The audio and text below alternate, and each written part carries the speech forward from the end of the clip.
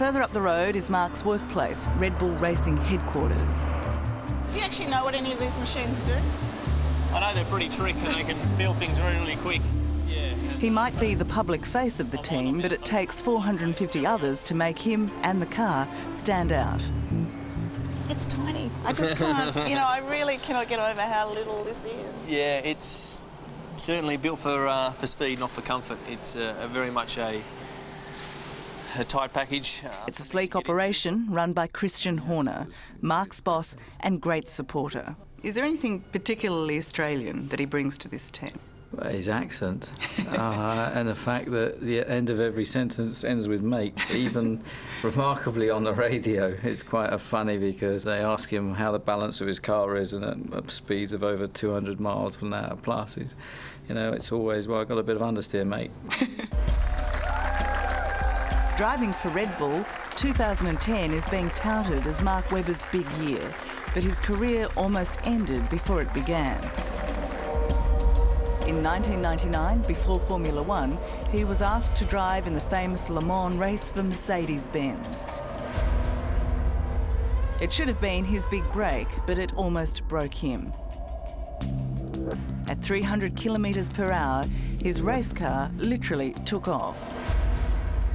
When people say that it all flashes before you, everything slows down, and you think it's going to be your time to not be around anymore, then that's exactly what happened. So as time slowed down for you, did you actually think this was the end? Oh, yeah. Remarkably, it happened again to Mark a day later. And then a teammate flipped a third car before Mercedes finally admitted to its bad design.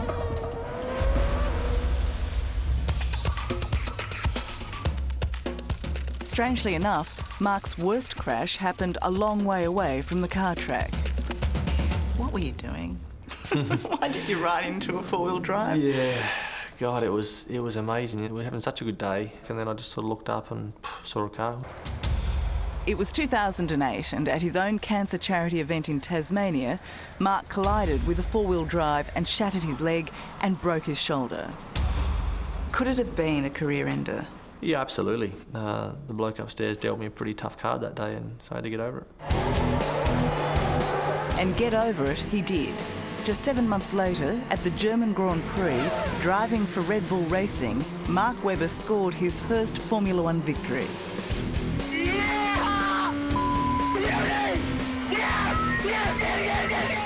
After 8 frustrating years and 130 starts, Mark's elation was completely understandable.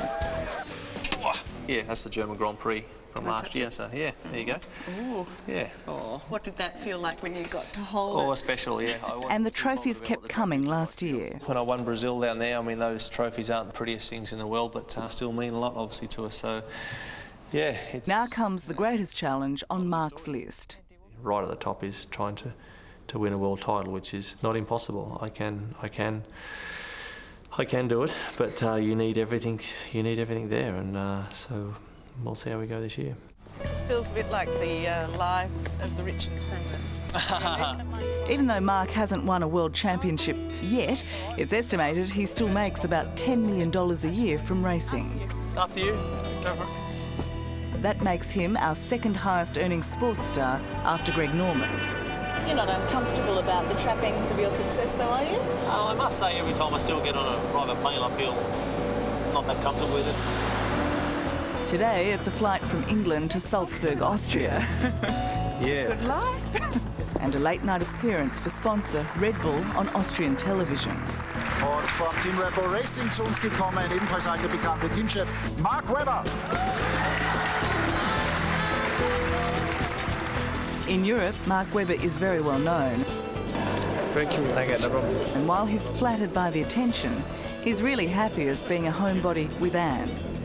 Well, one of the headlines I read about Mark criticised him for being too tall, too intelligent and too faithful. What, to be a Formula One driver? Yeah, basically. And I wasn't sure if I should read too boring into that. No, he's not boring.